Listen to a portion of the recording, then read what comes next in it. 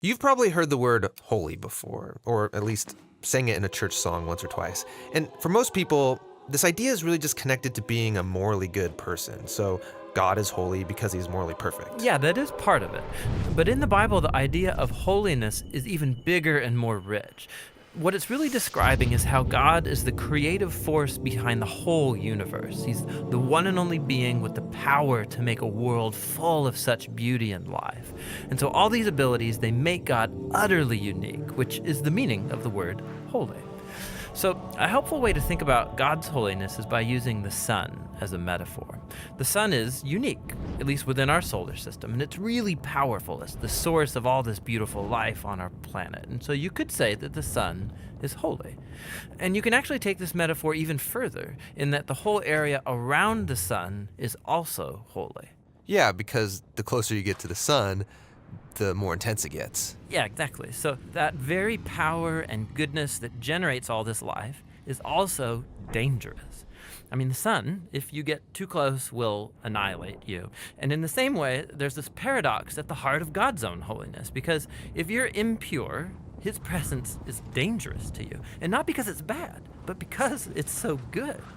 And so the first time we see this paradox of God's holiness, it's in the story of Moses and the burning bush. So God tells Moses to take off his sandals because he's standing on holy ground.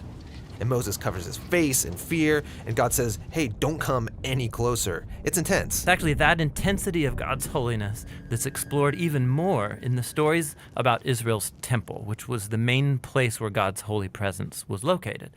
And at the center of the temple was this room called the Most Holy Place, this the hot spot of God's presence. And whether you're an Israelite living in the land around the temple or a priest working right in the temple, you're in proximity to God's holy presence, which is dangerous. Yeah, this is a problem. So how's it supposed to work? Well, in the Bible, the solution is that you need to become pure. So like being morally pure. Yeah, and that's easy enough to understand. But the Bible spends a lot of time talking about another kind of purity, being ritually pure, which is a state where you separate yourself from anything related to death, like touching things like diseased skin or dead bodies or even certain bodily fluids. All these make you impure. And becoming ritually impure isn't necessarily sinful. What's wrong is waltzing into God's presence when you're in an impure state. And so that's why God gave the Israelites very clear instructions for knowing when they were impure, steps to become pure, so that they could go into the temple again. So that's what the book of Leviticus is about. Right. But it doesn't stop there. This idea keeps developing. So later in the scriptures, we find this really interesting story by a prophet named Isaiah. And he has this crazy vision where he's in the temple and he's right in God's presence. He's totally terrified. Yeah, he knows the rules. He shouldn't even be in there. And he's worried about being destroyed. And then this crazy creature called a seraphim. Yeah, that is a crazy creature. Totally. So it flies over with a hot coal, and then it sears Isaiah's lips with the coal and says something really weird. Your guilt is taken away, and your sin is atoned for. So this burning coal somehow makes Isaiah pure. Yeah, it's remarkable because normally if you touch something impure, it transfers its impurity to you. But now here's this new idea where you have this coal, this very holy and pure object, and it touches Isaiah, and it transfers its purity to him. Isaiah is not destroyed by God's holiness. He's transformed by it. I mean, the implications of this are just huge. But there's one more development. This time from another prophet, Ezekiel.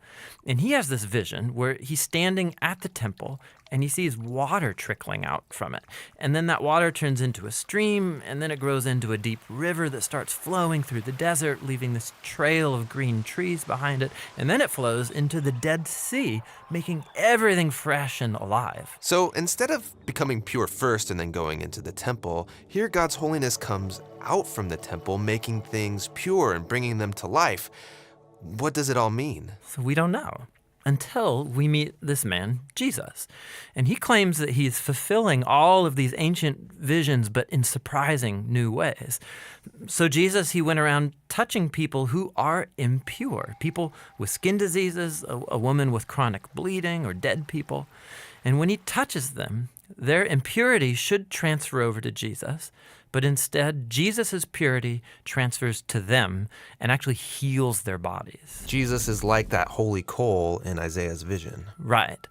And Jesus claimed that he was the human embodiment of God's own holiness, and that he and his followers were now God's temple, so that through them, God's holy presence would go out into the world and bring life and healing and hope. And so this is why Jesus described his followers as having streams of living water flowing out of them. So this is our part of the story where we find ourselves now, but where's this all heading?